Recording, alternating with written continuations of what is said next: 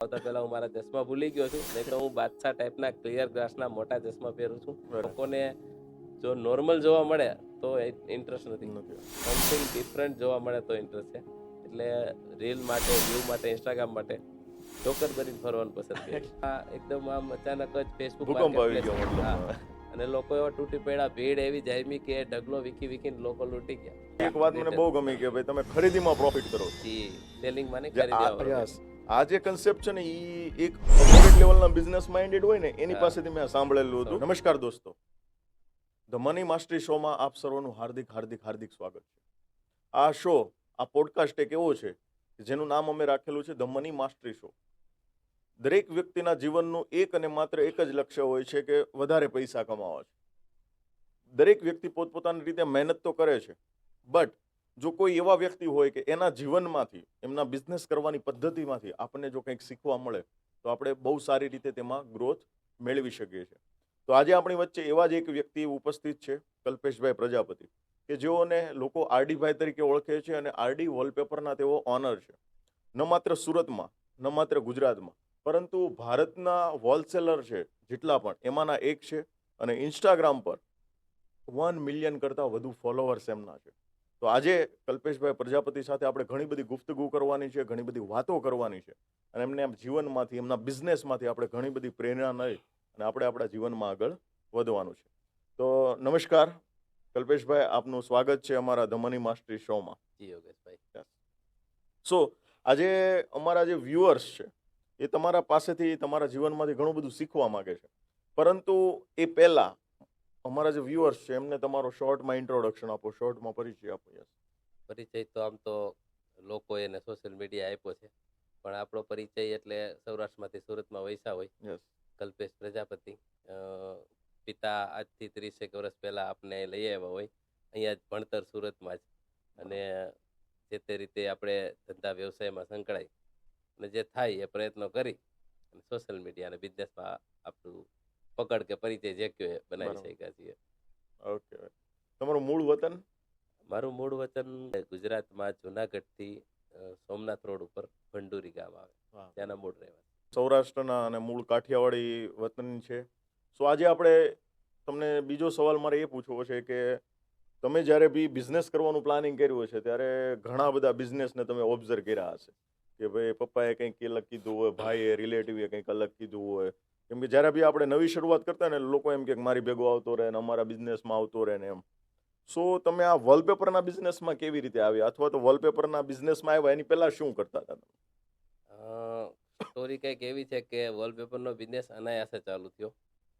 સુરતમાં સીધી જ વાત છે, આપણે હોય અને ભણતર છોડ્યા પછી પહેલો ઓપ્શન આવે ડાયમંડનો. એટલે ડાયમંડમાં પાડોશીઓની સંગતથી કે મિત્રોની સંગતથી ડાયમંડમાં આપણે ચાલુ કરીએ. બરાબર. પછી ડાયમંડનો બિઝનેસ કરતાં એક બીજી સંગત એવી મળી કે સીલિંગનું કામ એક મિત્ર કરતો હતો, એને બહુ જરૂરિયાત હતી કે મારી સાથે તું આવ. બરાબર. એટલે સીલિંગનું કામ, ડ્રીલ મશીન, હથોડી, પાના, પેચ ચાલીને કરવાનું, એની સાથે જોઈન્ટ થયો. અને વિષય એકબીજા સાથે રિલેટેડ હોય. સીલિંગનું કામ કરતાં જ્યાં સીલિંગનું કામ કરીએ ત્યાં રિક્વાયરમેન્ટ હોય દિવાલની. એટલે કસ્ટમરો પૂછે કે તમારી પાસે કોઈ વોલપેપરવાળા છે? એટલે આપણે એને 1-2 શોપવાળા મિત્રો હોય એનું સજેશન આપતા હોય. બરાબર. કે આ જગ્યાએ મળી જશે. પણ આ કરતાં એટલું નોલેજ હોય કે આ ભાઈની ખરીદી આ છે અને સેલિંગ આ કરે છે. હવે એમાં બન્યું એવું કે એક વોલપેપરવાળા હોલસેલર મિત્રને ત્યાં બેઠો હતો અને એને ખબર નહીં બંધ કરવું હતું કે કોઈ મની પ્રોબ્લેમમાં આવી ગયા હોય કે, એટલે એણે જનરલી વાત કરી કે બીજા ભાઈ, એક ભાઈ જોવા આવવાના છે ને મારે આખું આપી દેવાનું. બરાબર. હવે આપણે આર્થિક સ્થિતિ તો હતી નહીં કંઈ, લગભગ 8-10 લાખનો માલ હતો. એટલે મેં પણ જનરલી ત્યાંથી નીકળીને સાંજે જમીને મિત્રો બેઠા હોય સોસાયટીના, એટલે મિત્રોને વાતમાં વાત કરી કે આવું હતું એક જગ્યાએ કે આખું એ ભાઈ બિઝનેસ વાઇન્ડ અપ કરે છે અને બીજાને આપે છે. બરાબર. હવે એક મિત્ર ડાયમંડમાં સારી એવી પોસ્ટ ઉપર સારો એવો સેલેરી આવે, એ ઇન્વેસ્ટમેન્ટ માટે ઓપ્શન ગોતતો હતો. એટલે એણે એમ કીધું કે આપણે શું આ કરી શકાય, મારી પાસે પૈસા પડ્યા છે. એટલે મેં કીધું કે શોર્ટ આઉટ કરે છે એટલે પ્રોફિટ બહુ સારું એવું છે, ના કરાય. એટલે એમ કીધું કે કોઈ ટેન્શન લેવા, તું હું ટ્રાય કરું, ઇન્વેસ્ટ કરું, તું તારી રીતે હેન્ડલ માર, જો થતું હોય તો જોઈ લે. બરાબર. એટલે બીજે દિવસે નો લેવાના રેટમાં માંગ્યું ને પેલા ભાઈને છૂટું થવું હતું. એટલે અમને આખો એ સ્ટોક એણે આપી દીધો. બરાબર. પણ એટલું કરવાથી બિઝનેસ ના થાય. બધાને ખબર હોય ક્યાંય કૂદી પડવાથી બિઝનેસ ન થાય. આ બિઝનેસ સક્સેસ જવા પાછળ રીઝન એવું હતું કે અમને વિષયનું કોઈ નોલેજ નહોતું. બરાબર. અને એ જે અમે સ્ટોક આખો ઉઠાવી લીધો અને અર્જન્ટ એક જગ્યા રાખીને ત્યાં વોલપેપરના ઢગલા કર્યા અમે. હા હા. વોલપેપર ઇન્ટિરિયર બિઝનેસ પ્રોફેશનલી હોય, એમાં આવી રીતે ઢગલા ન હોય. હા હા. અને અમે એ ઢગલાને ફેસબુક ઉપર પોસ્ટ મૂકી કે આટલા રૂપિયા રોલ. બરાબર. એટલે આ ઇન્ટિરિયરની પ્રોડક્ટ કેવી હોય કે ડાયરેક્ટ કસ્ટમરો પ્રોડક્ટ ના ખરીદે. બરાબર. એનું કોઈ મેજરમેન્ટ લેવા આવે, એની ચોઈસ કરાવે, એ રીતે આખો કોન્ટ્રાક્ટ લેવાતો હોય. પણ એ કોન્ટ્રાક્ટના રેટ હાયર હોય, જેમ કે 2500 રૂપિયા વોલપેપર રોલ. બરાબર. તો અમે ફેસબુક પર એવા ઢગલાના ફોટા પાડીને મૂક્યા કે 400 રૂપિયા રોલ. ઓકે. એટલે સુરતમાં એકદમ આમ અચાનક જ ફેસબુક ભૂકંપ આવી ગયો મતલબ. અને લોકો એવા તૂટી પડ્યા, ભીડ એવી જામી કે ઢગલો વીખીને લોકો લૂંટી ગયા. એટલે આ એક અનાયાસે એક સ્ટાર્ટઅપ હતું. પછી તો ધીરે ધીરે વિષયમાં આગળ વધ્યા એટલે ધીરે ધીરે બધી સમજ પડી કે ભાઈ એ માલ તો સસ્તો તો મળ્યો હતો, પણ એ ડે સ્ટોક હતો. બરાબર. લોકોની ચોઈસ તો પહેલા વેચી નાખી હતી, ડે સ્ટોક હતો. એટલે ડે સ્ટોકથી શરૂઆત થઈ, પણ બહુ સારી શરૂઆત થઈ. ધીમે ધીમે બિઝનેસમાં એન્ટર થયા. વાહ વાહ. ઓકે, એટલે બહુ સરસ રીતે તમે વોલપેપરના બિઝનેસમાં આવ્યા અને અનાયાસ જ આવ્યા એવું કહી શકાય. મતલબમાં એમ કે ભાઈ કોઈનો બિઝનેસ બંધ થતો હતો અને તમને એક ઓપોર્ચ્યુનિટી મળી કે ભાઈ ચાલો આપણે આ કરીએ એમ. ઓકે, સરસ સરસ. હવે બિઝનેસમાં સેલિંગની સફળતાનું શું રહસ્ય છે? મતલબમાં કોઈ બી વ્યક્તિ છે એને સેલ્સમાં એક્સપર્ટ બનવું હોય તો તમે તમારા બિઝનેસમાં સેલિંગમાં કેવી રીતે આગળ આવ્યા? મેં હમણાં કીધું એમ કે વોલપેપર ઇન્ટિરિયર પ્રોડક્ટ લોકલ આવી રીતે પ્રોડક્ટ વેચાતી નથી. પણ અમે જે રીતે શરૂઆત કરી એ રીતે કસ્ટમર ગ્રોથ વધ્યો. પણ જનરલી થયું કેવું કે સુરતમાં લગભગ 150 વોલપેપર સેલર છે, જે 2000 થી 2500 રૂપિયા વોલપેપર સેલ કરે છે. એના બિઝનેસ પર ઇફેક્ટ પડ્યો અને એ લોકોએ એસોસિએશન બનાવીને મીટિંગ ચાલુ કરીને વિરોધ ચાલુ કર્યો કે ભાઈ તમે રેટ જાહેર ન કરો, તમારે સેલ કરવું એમ કરો, રેટ જાહેર ન કરો. એટલે આપણે આ ઓપ્શનનો ફાયદો ઉઠાવ્યો. આપણે આ ઓપોર્ચ્યુનિટી લોકો સમક્ષ મૂકી દીધી કે આવું થઈ રહ્યું છે સુરતમાં વિડીયોના માધ્યમથી, કે હાલ આટલું સસ્તું છે એના કારણે આ થઈ રહ્યું છે. એટલે લોકોને ટ્રસ્ટ પણ આવ્યો કે ખરેખર સસ્તું છે. અને ખરેખર આ રીતે ક્યારેય વોલપેપર સેલ થયા જ નહોતા. અને આ રીતે બીજું કે વોલપેપર મટીરિયલ સસ્તું ખરીદી કરવી, સેલિંગમાં નહીં પણ અમે ખરીદીમાં કમાણા. કારણ કે અમે ડાયરેક્ટ ઇમ્પોર્ટ કર્યું. ઓકે. કન્ટેનર ઇમ્પોર્ટ કરે. જનરલી ઇન્ટિરિયર પ્રોડક્ટમાં એવું હોય, ઇમ્પોર્ટર હોય એ સ્ટોક લાવે, પછી હોલસેલરોને આપે. હોલસેલરો હોય એની બુક બનાવીને એના સેલ્સમેનને આપે. સેલ્સમેન હોય શોપ સુધી પહોંચતી કરે. આ બધાનું કમિશન લેતા લેતા રેટ હાયર થઈ જતો હોય.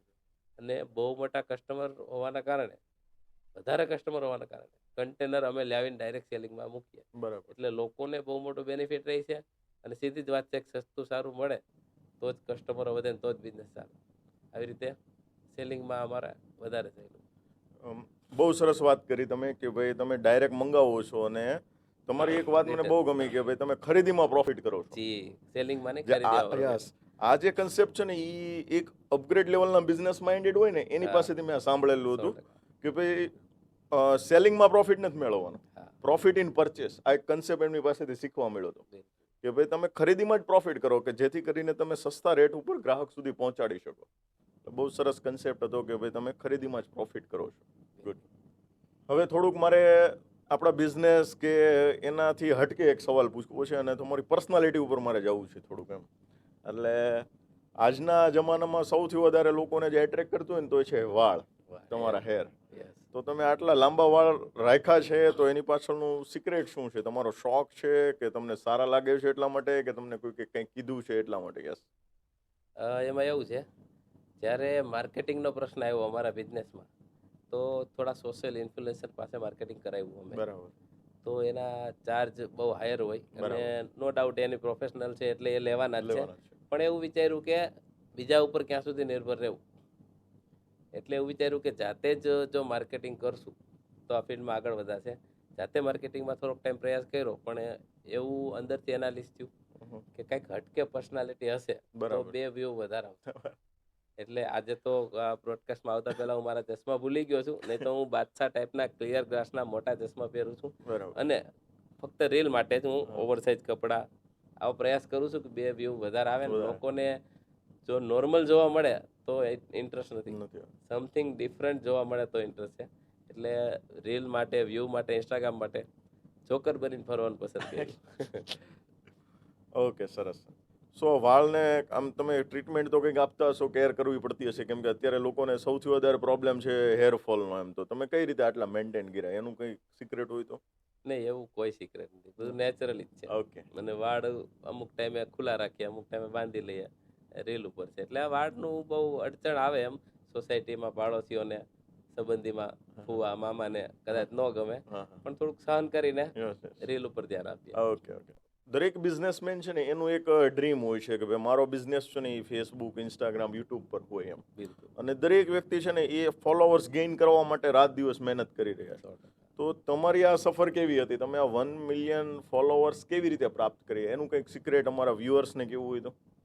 મને જ્યાં સુધી સમજ છે ત્યાં સુધી લગભગ ફોલોવર વધારવાની ટ્રીક કોઈને આવડતી નથી. જો કદાચ આવડી જાય તો આ સમયમાં કરોડપતિ બની જાય. કારણ કે ફોલોવર માનો કે આપણા વધારી શકાય, બીજાના વધારવા માટે બધા લઈ શકાય. ફોલોવર વધારવાની કોઈ ટ્રીક નથી.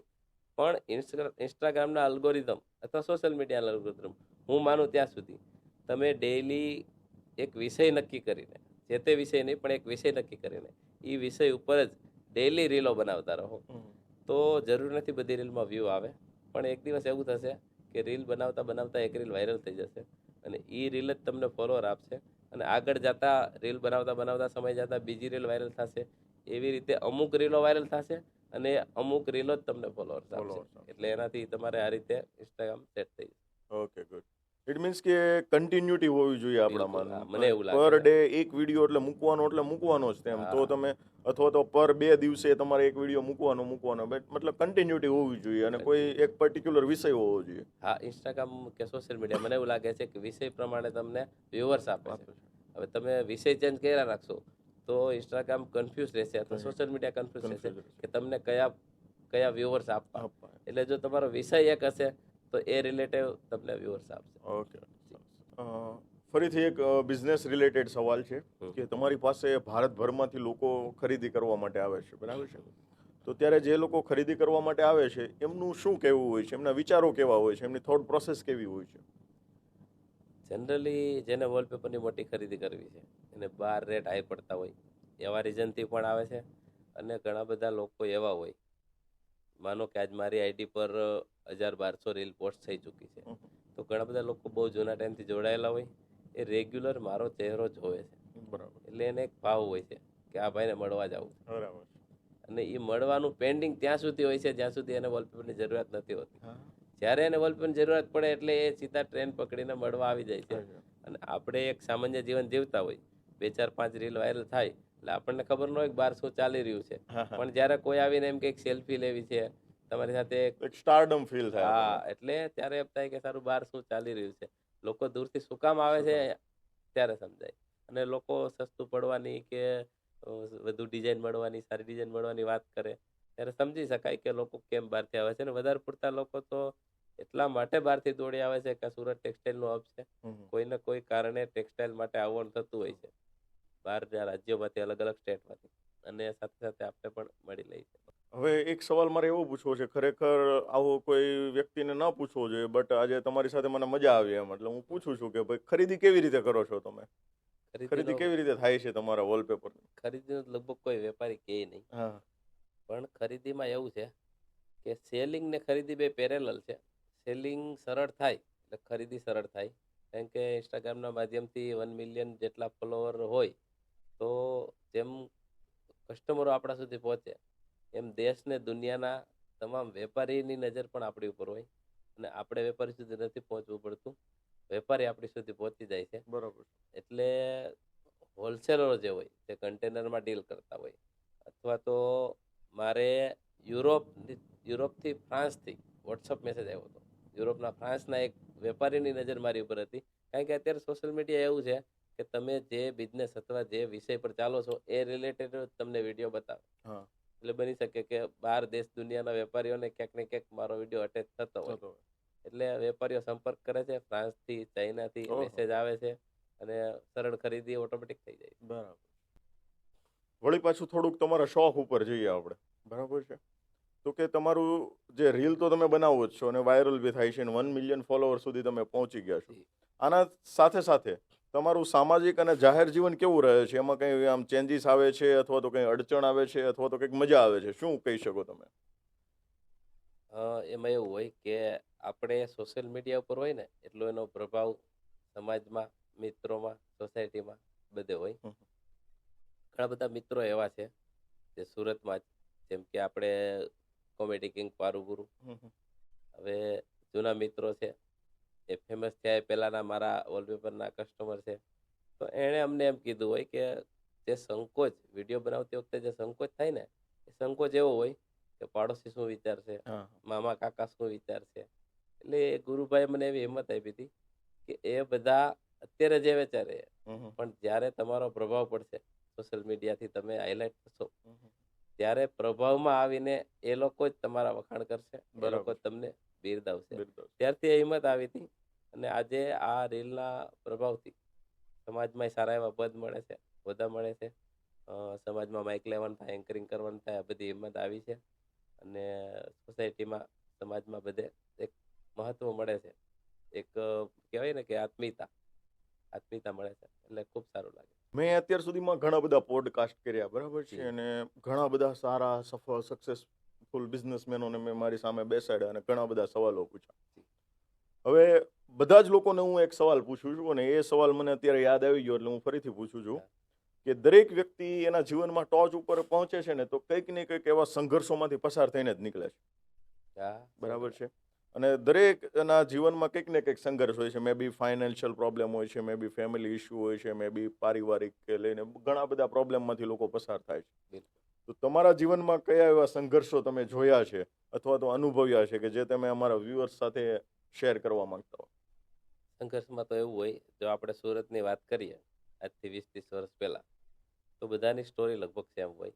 રેન્ટ પર રહેતા હોય, સાયકલ ચલાવતા હોય, આર્થિક સ્થિતિ તંગ હોય. એટલે ઘણા બધા લોકો, સક્સેસ લોકો, આવી સંઘર્ષની વાત કરતા હોય કે રેન્ટ પર રહેતા અને સાયકલ ચલાવતા. તો મને નથી લાગતું કે આ બધું સંઘર્ષ હોય, આ બધું રૂટીન લાઈફ છે. અને ભારતના બહુ બધા લોકો આજીવન આવી રૂટીન લાઈફ જીવે છે. એટલે એ આજીવન સંઘર્ષને જો આપણે 4 દિવસના સંઘર્ષમાં વાત કરીએ તો એ લોકોનું અપમાન કહેવાય. સંઘર્ષ તો મને લાગે એને કહેવાય કોઈ બીમારીમાંથી આપણે બહાર આવ્યા હોય, કોઈ આર્થિક સ્થિતિ અથવા બીમારીના કારણે આપણે પૈસાની ભીખ કોઈ પાસે માગવી પડી હોય. મને નથી લાગતું કે મારા જીવનમાં કોઈ એવા સંઘર્ષ આવ્યા હોય. હા, સંઘર્ષ રૂપે એ છે કે આપણે રૂટીન લાઈફમાં ધંધા બાબતે, બિઝનેસ બાબતે કે પછી સંબંધો બાબતે રેગ્યુલર રહ્યા છીએ, અને શક્ય હોય ત્યાં સુધી કેટલું સારું થાય, કેટલું વધારે થાય એવા પ્રયાસ કરતા રહ્યા છીએ. બાકી સંઘર્ષ એવો કોઈ ખાસ નથી આવ્યો કે જેને કહી શકાય કે મેં આમ કરી નાખ્યું, તેમ કરી નાખ્યું. બસ જેવું હતું, હા, રેન્ટ પર રહ્યા છીએ, સાયકલ ચલાવી છે, આ બધું જીવનમાં રહ્યું જ છે. પણ એ મારા મિત્રોની, સગા સંબંધીઓની, સૌરાષ્ટ્રમાંથી આવેલા સુરતથી તમામની બધાની સેમ કહાની છે. એટલે સેમ સંઘર્ષ વાળી વાત હું સંઘર્ષ વાળી નહીં કરું. હવે આ તબક્કે તમારે જો આભાર માનવો હોય તો તમે કોને ગ્રેટિટ્યુડ આપી શકો કે ભાઈ આજે તમે તમારા જીવનમાં જે કંઈ બી છો, તો કોઈ એવા 3 વ્યક્તિઓનો તમારે આભાર માનવો હોય તો કોનો માનશો? આભારમાં તો આમ તો પહેલાં તો નજીકના ફેમિલી મેમ્બર જ હોય, કારણ કે એના સપોર્ટ વગર કાંઈ થતું નથી. વાઈફ હોય, વાઈફ કદાચ એમ કહે કે આપણે આ નથી કરવું, તે નથી કરવું, અથવા સમય બહાર ન ફાળવો, બિઝનેસમાં કે પરિવારમાં ધ્યાન આપવા, બધું કહે ને તો આ બધું શક્ય નથી. એટલે વાઈફ, મા બાપ, પરિવાર. પણ એ સિવાય જાહેર જીવન બહુ મહત્વનું છે. જાહેર જીવન જનરલી બધાને એટલા માટે નથી થતું કે જાહેર જીવન જીવનારા લોકોના સંપર્કમાં નથી આવતા.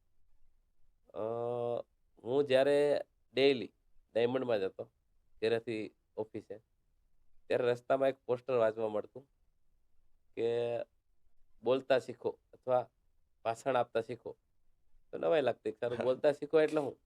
મારો 3 વર્ષનો છોકરો છે, એ કદાચ હજી બોલતા શીખે છે, એને અમુક શબ્દો ન આવડે, પણ મારી કદાચ 25-30 વર્ષ કે 35 વર્ષની એજ થાય તો મારે શું બોલતા શીખવાનું હોય?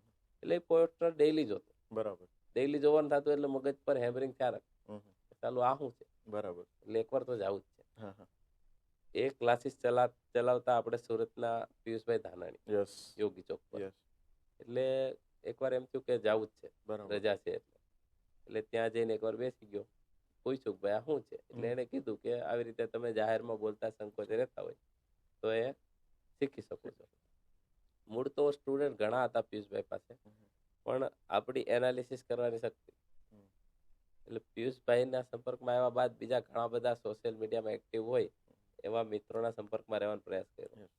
મારું એવું માનવું છે કે આપણા જીવનમાં કાંઈ ઘટતું હોય ને તો એવા લોકોના સંપર્કમાં રહેવાનું, જે આપણે ઘટે છે ને એના જીવનમાં ભરપૂર છે. બરાબર. એટલે ઘણા બધા સોશિયલ મીડિયામાં એક્ટિવ હોય એવા મિત્રોને વિના સંકોચે મેસેજ કર્યા, કોલ કર્યા, અને હું ક્લિયરલી કોઈ સ્વાર્થ વિના એમ જ કીધું કે તમે જે જાહેર જીવન જીવો છે ને એ મારે શીખવું. બરાબર. એટલે ઘણા બધા મિત્રોએ, ખાસ કરીને પિયુષભાઈ ધાનાણીએ, એ પોતે જ્યાં વક્તવ્ય આપવા જતા હોય, પોતે જ્યાં એન્કરિંગ કરવા જતા હોય, ત્યાં સાથે લઈ અથવા સાથે ન લઈ તો કાર્યક્રમની જાણ કરે, એટલે આપણે પાછલી લાઈનમાં બેસી એને આપણે જજ કરીએ અથવા તો એને એનાલિસિસ કરીએ કે ક્યાં શું કરી શકાય. એવી રીતે ધીરે ધીરે જાહેર જીવનમાં રસ પડ્યો. ધીરે ધીરે જાહેર જીવન થોડું થોડું, એમ નથી કે હવે જીવીએ છીએ એવું નથી, થોડા થોડા પ્રયાસ કરીએ.